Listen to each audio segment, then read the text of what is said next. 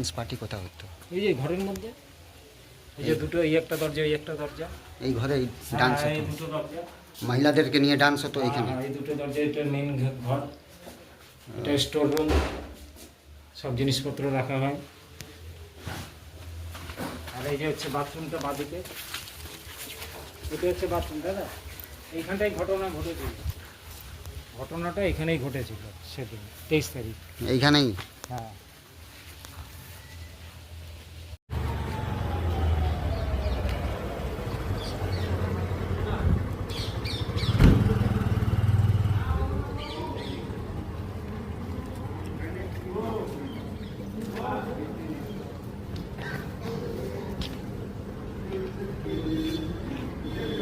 আপনারা দেখছেন আদর্শ তিতুমির পত্রিকা, সঙ্গে রয়েছে আমি ধৃতরাষ্ট্র।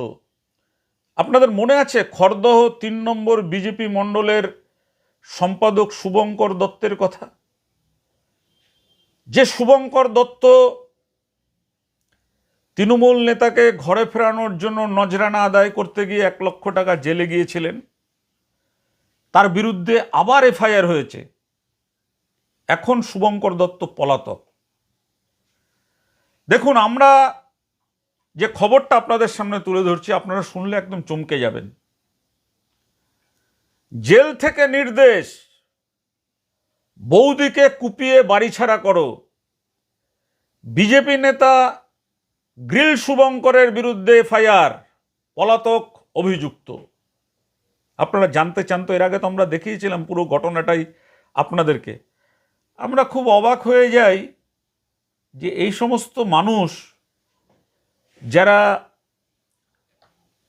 বিজেপির আদর্শ মানেন না, যারা মনে করেন রাজনৈতিক দল করা মানেই ক্ষমতার আস্ফালন করা, তাদের বিজেপি কেন, কোনো দলেই এই সমস্ত লোকের কোনো স্থান হওয়া উচিত বলে আমরা মনে করি না। আমরা আপনাদের কাছে দেখাবো, আমাদের ক্রাইম রিপোর্টার সুরেন্দ্র কুমার সিং তুলে নিয়ে এসছেন। এর আগে তো আপনারা দেখেছিলেন যে কিভাবে ১ লক্ষ টাকা আইনজীবী সন্তু দাসের মায়ের গয়না বেচে নিয়েছিলেন, পুলিশ ধরেছেন। বেশ ২ সপ্তাহ, প্রায় ২৮ দিনের মতন জেল কাটিয়ে ফিরে এসে, মানে জেল থেকেই নির্দেশ দিয়েছিলেন, আর তার নির্দেশ পাওয়ার পর তার স্ত্রী, তার দিদিরা তার নিজের বৌদিকে চাকু চালিয়ে ফালা করে দিয়েছেন। আমরা সেই ছবি তুলে ধরছেন আমাদের ক্রাইম রিপোর্টার সুরেন্দ্র কুমার সিং। দেখুন, একেবারে পৌঁছে গিয়েছিলেন এই যে গ্রিল শুভঙ্করের যে বাড়ির সামনেই বিজেপির পতাকা লাগানো, মনে হচ্ছে যেন বিজেপির পার্টি অফিস খুলে দিয়েছেন। পতাকা লাগানো মানে হচ্ছে পতাকা লাগিয়ে মানুষকে শাসন করতে চায়, ভয় দেখাতে চান, ধমকাতে চান, চমকাতে চান। দেখুন কি তুলে নিয়ে এসছেন আমাদের ক্রাইম রিপোর্টার সুরেন্দ্র কুমার সিং। তারপর আমরা ঘটনার বর্ণনা দিচ্ছি, শুনলে আপনারা একদম চমকে যাবেন। কি? সনকা দত্ত। সনকা দত্ত, কি হয়েছে আপনার সঙ্গে? আপনার হাত কাটা দেখছি এরকম। যে আজ নতুন না, এরকম এর আগেও হচ্ছে একবার 24 সালে পেটের মধ্যে মেরে রক্ত জমার বাড়ি দিয়েছিল দেও, শুভঙ্কর দত্ত দেও, আর ওই বউ বাবলি দত্ত। এখন কি হয়েছে? এখন এই দিনকে আপনার দেওর জেলে ছিলেন? হ্যাঁ, এই দিন দেওয়ার জেলে রয়েছে। কী সব বিজেপি জিতেছে, ওরা বিজেপি পার্টি করে আমার দেওর শুভঙ্কর দত্ত। সেই তোমার সবাই সব জায়গা থেকে তোলাবাজি করে নিয়ে এসে সব বাড়িতে আসর বসায়। সবার ওই সারা এই এত বড় উঠান দেখছে, এত বড় উঠানের মধ্যে গাড়ি ভর্তি লোক প্রায় দিন এসে বাড়িতে যাবে। সন্ধ্যের পর সারাদিনও দিনেও থাকে, তুমি কাজে যাও। এই দুপুর আপনাকে কে মারলো এরকম ভাবে? হ্যাঁ, এইভাবে আপনাকে কে মেরেছে? 2 ননদ এসেছিল, বিবাহিত 2 ননদ, বিয়ে হয়ে গেছে, এসেছিল 2 ননদে, আর ওই শুভঙ্কর দত্ত হচ্ছে বউ বাবলি দত্ত। কি দিয়ে মেরেছে এইভাবে? হাতে ফলের কাটার ছুরি ছিল, সেই দিয়ে এরকম করেছে। ছুরি দিয়ে মেরেছে? কার নির্দেশে? তোমার ওই শুভঙ্কর দত্ত তোলাবাজির জন্য জেলে আছে না, এই জানি, এই জেলে দেখা করতে যেত ওরা, বড় ননদ ছোট ননদ হচ্ছে শুভঙ্কর দত্তের বউ। জেল থেকে কি বলেছে? হ্যাঁ, ওখান থেকে ও মারছে, আমাকে বলেছে শুভঙ্কর দত্ত বলেছে তোকে মারধর করতে, আর হচ্ছে আমার জেল থেকে বেরিয়ে এসে আমার বরকে আমাকে নাকি খুন করবে। এমনিতে জেল থেকে শিখিয়ে দিয়েছে আপনাদের উপর চাকু হ্যাঁ, চালাতে? মারছে আর বলছে তো কি বলছে? বলছে যে শুভঙ্কর দত্ত বলেছে তোদের মারতে, আর ও জেল থেকে ফিরলে তোকে আর তোর বরকে খুন করে। শুভঙ্কর দত্ত কি করে? শুভঙ্কর দত্ত বিজেপি পার্টি করে, বাড়িতেই সবসময় বসে থাকে, ওই গিল কারখানা কাজ করে, তো যে ওই লোককে দিয়ে কাজ করে যেহেতু, বিজেপির নেতা? হ্যাঁ লোক দিয়ে যেহেতু কাজ করে, বাড়িতে সবসময় থাকে। আর ওই বিজেপি আর বাড়িতে কি হতো? পার্টির লোক এক গাদা নিয়ে এসে বাড়িতে খালি বসে পার্টির আলোচনা, তারপরে আর মহিলাদের নিয়ে কি বললেন আপনি? ওই হ্যাঁ। মদ খেয়ে মদ খেয়ে তো এমনি সারাদিন চুর হয়ে থাকে। তারপরে যে বউ, নিজের বউই হচ্ছে নাচ জানে, সেই নিজের বউ হচ্ছে ওতে থাকে সামিল। তারপর আরও 2-3 জন মেয়ে আসে, নাচ ফাচও হয়, মদ খেলা হয়।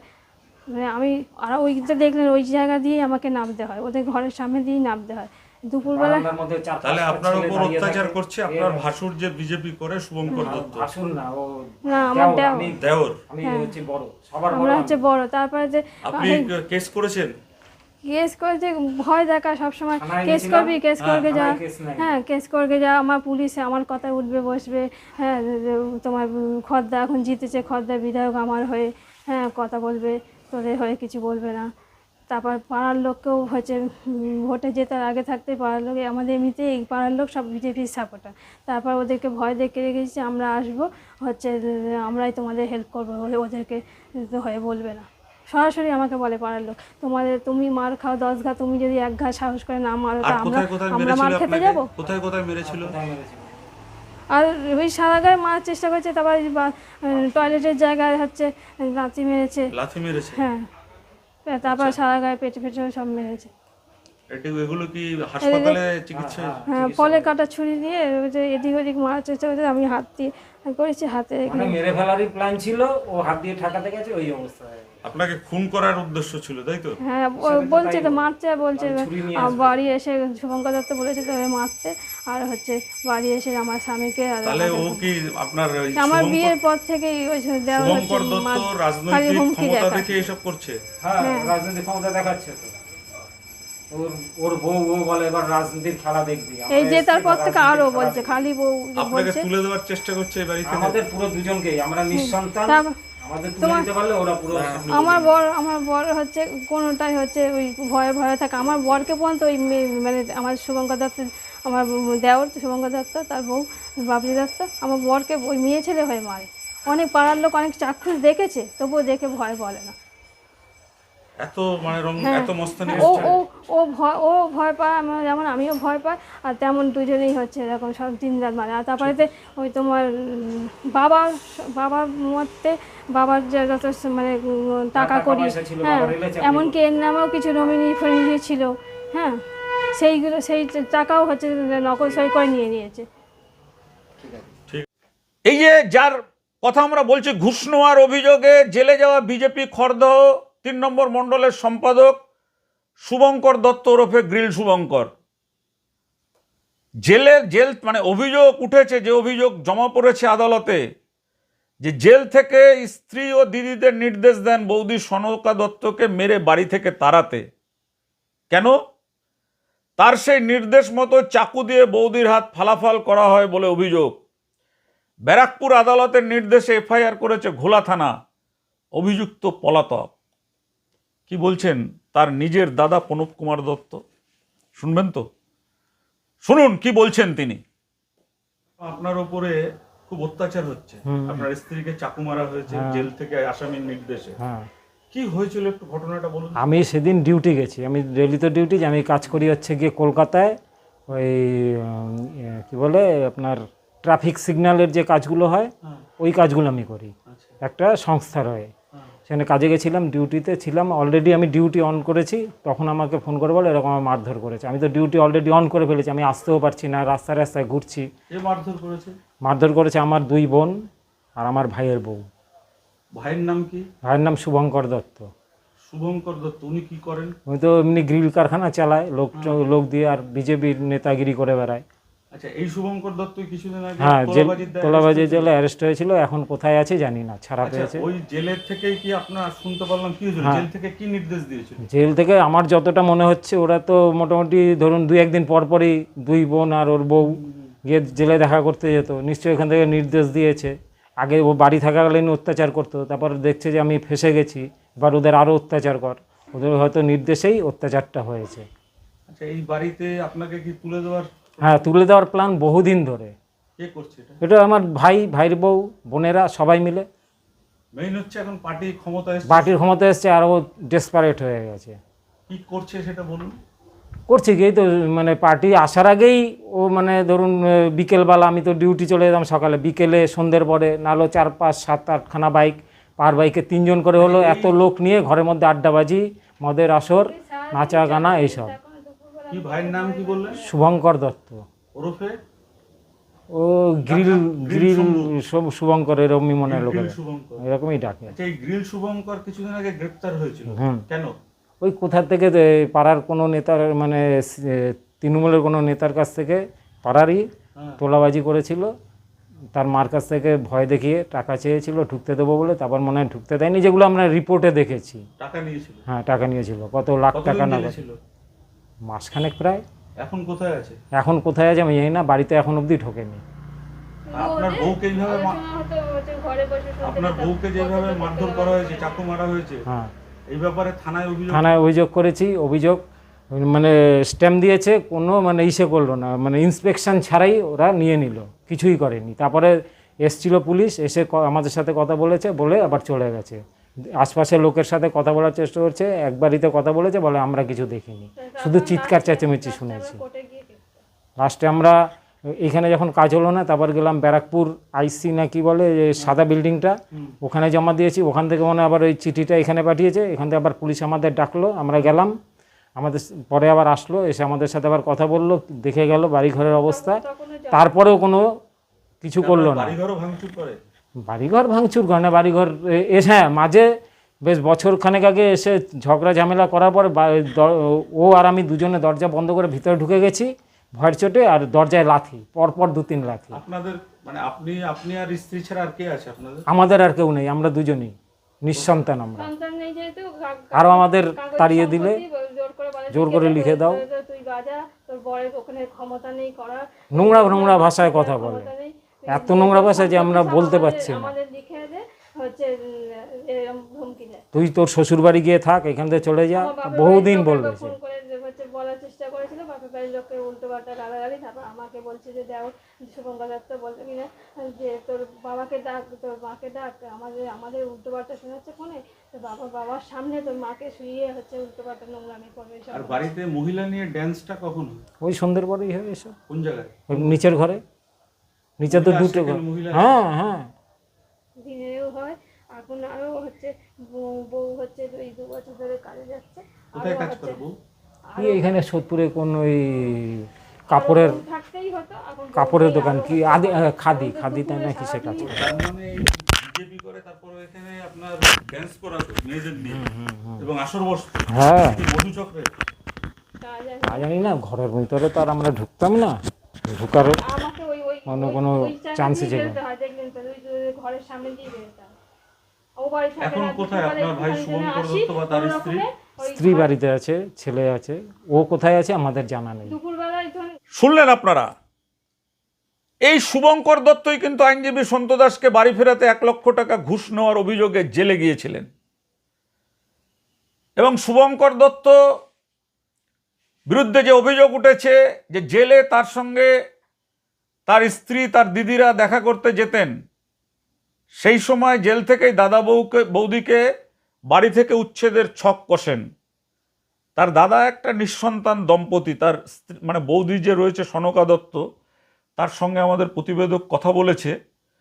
আমাদের দেখে কথা বলে কিন্তু মনে হয়েছে যে একেবারে সহজ সরল একটা পরিবার। সেই পরিবারে কিভাবে তাদের ওপর অত্যাচার হচ্ছে শুনলে আপনাদের গা শিউরে উঠবে।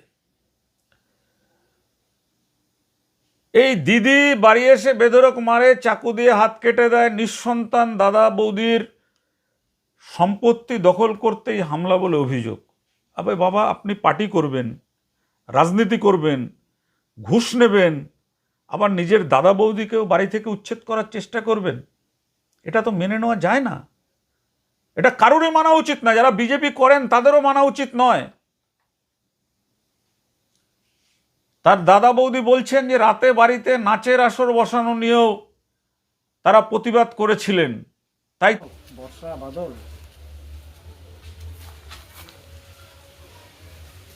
ডান্স পার্টি কোথাও হতো? এই যে ঘরের মধ্যে, এই যে দুটো, এই একটা দরজা, এই একটা দরজা, এই ঘরে ডান্স হ্যাঁ, এই হতো? দুটো দরজা, মহিলাদেরকে নিয়ে ডান্স হতো এখানে? হ্যাঁ, এই দুটো দরজা, এটা মেন ঘর, এটা স্টোর রুম, সব জিনিসপত্র রাখা হয়। আর এই যে হচ্ছে বাথরুমটা বাঁদিকে, এটা হচ্ছে বাথরুম। দাদা এইখানটাই ঘটনা ঘটেছিল, ঘটনাটা এখানেই ঘটেছিল সেদিন 23 তারিখ। এইখানেই? হ্যাঁ, তাই তাদের ওপর এই অত্যাচার। থানা তো প্রথমে অভিযোগ নেয়নি, না নেওয়া, বিজেপির নেতা তার বিরুদ্ধে তো প্রথম অভিযোগ নিতে চায় না। তারপরে ব্যারাকপুরের মুখ্য বিচার বিভাগীয় যে আদালত আছে সেই আদালতের দ্বারস্থ হন সনকা দেবী। বিচারকের নির্দেশে এফআইআর শুরু হয় ঘোলা থানায়। আমরা শুভঙ্কর দত্তের খোঁজ করেছিলাম যে তার বক্তব্যটা আমাদের জানা দরকার, কিন্তু তিনি পলাতক, তার কোথাও খোঁজ পাওয়া যায়নি। তিনি যদি কিছু বলতে চান অবশ্যই তার বক্তব্যটা আমরা প্রকাশ করব, কারণ আমরা জানতে চাই শুভঙ্কর দত্তকেও কাছ থেকে আমরা জানতে চাই যে উনি তো রাজনীতি করেন। ঘুষ নেওয়ার একদম চাঞ্চল্যকর অডিও আমরা ফাঁস করেছিলাম, তিনি গ্রেপ্তার হয়েছিলেন। এখন কেন তিনি তার দাদা বৌদিকে মারধর করছেন, নির্দেশ দিচ্ছেন জেল থেকে? কেন তাদেরকে, তার এই অসহায় বৌদিকে চাকু দিয়ে ফালা করা হচ্ছে? দেখুন, এই ধরনের যারা রাজনীতি করেন, যারা রাজনীতির ক্ষমতার অপব্যবহার করেন, তাদের বিরুদ্ধে কিন্তু আমাদের লড়াই চলছে আজ 45-40 বছর ধরে। আমরা সিপিএম আমলে লড়াই করেছি, তৃণমূল আমলে লড়াই করেছি, এখনকার আমলেও যদি এই ঘটনা চলে, আমাদের কিন্তু এই লড়াই মানে আমাদের খবরের প্রতিবাদ করতেই হবে। রাজনীতি যে যেটাই করতে পারেন করবেন, করতে পারেন, সবার অধিকার রয়েছে। গণতান্ত্রিক ব্যবস্থাপনায় রাজনীতি করা প্রত্যেকটা মানুষের অধিকার রয়েছে, কিন্তু ক্ষমতার অলিন্দে থেকে আপনার থেকে যারা দুর্বল তার উপরে অত্যাচার করবেন, তাহলে কিন্তু গণতান্ত্রিক ব্যবস্থায় যে রাজনৈতিক দলের হয়ে আপনি এইসব কাজ করবেন সেই দলটা দুর্বল হবে। মনে রাখবেন এই কথা। আর আদর্শ তিতুমির পত্রিকায় খবর তুলে ধরছে সমাজ পরিবর্তনের লক্ষ্যে। আমরা চাই না যে আর একটা শুভঙ্কর দত্ত তৈরি হয়ে এই ধরনের অত্যাচারী হয়ে উঠুক শাসক দলের ছত্রছায়ায় থেকে। তাই কিন্তু আমাদের আজকের এই প্রতিবেদনটা যদি আপনাদের ভালো লাগে অবশ্যই শেয়ার করবেন, সাবস্ক্রাইব করবেন, ছড়িয়ে দেবেন মানুষের কাছে। মনে রাখবেন, আদর্শ তিতুমির পত্রিকা মানেই কিন্তু কোনো বাবুদের কাছে লেজুর বাঁধা নয়। যা সত্য তা সত্য, যা মিথ্যা তা মিথ্যা। সত্য আর মিথ্যার মাঝখানে কিছু হয় না। মনে রাখবেন, তিতুমির কিন্তু আপনারা যে খবরগুলো দেখেন, এই খবরগুলো কখনো কোথাও আপনারা দেখবেন না। আমাদের ক্রাইম রিপোর্টার সুরেন্দ্র কুমার সিং অনেক কষ্ট করে, বাছাই করে, জীবনের ঝুঁকি নিয়ে একেবারে ঘটনাস্থলে, ঘটনার দুর্গে পৌঁছে গিয়ে জিরো গ্রাউন্ড লেভেলে নেমে আপনাদের জন্য তুলে ধরেন। কেন? শুধুমাত্র আপনাদের আশীর্বাদ পাওয়ার জন্য। আমাদের আশীর্বাদ করবেন, আমরা এই ধরনের খবর যেন যতদিন বেঁচে আছি আপনাদেরকে দেখিয়ে যেতে পাই। আজ এই পর্যন্ত, নমস্কার।